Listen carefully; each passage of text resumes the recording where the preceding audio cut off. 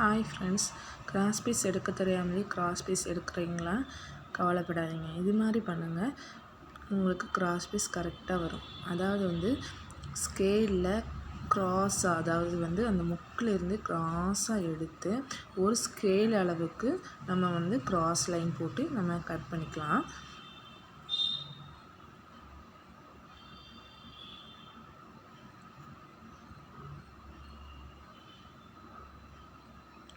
Cut பண்ண கிளாத்தை ஒரு கிளாத்துக்கு மேலே ஒரு கிளாத் க்ராஸாக வச்சு நம்ம பேக் ஸ்டிச் போட்டு தைச்சிக்கலாம். தைச்சிட்டு அது எக்ஸ்ட்ரா இருக்கிற கிளாத்தை நம்ம கட் பண்ணிடலாம். அதே மாதிரி மற்ற கிளாத்தையும் அதே மாதிரி பண்ணிக்கலாம், மற்ற கிராஸ் பீஸையும். அதுக்கப்புறம் நம்ம தைச்ச கிளாத்தில் ரெண்டுக்கும் நடுவில் ஃபிங்கரை வச்சு நல்லா நீவி விட்டுக்கலாம்.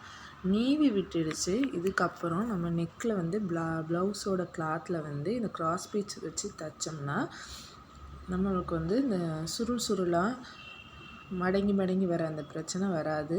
நெக் ஃபினிஷிங்காக வரும். நெக்ஸ்ட் வீடியோவில் இதை வச்சு நான் உங்களுக்கு நெக் ஃபினிஷிங் மெத்தட்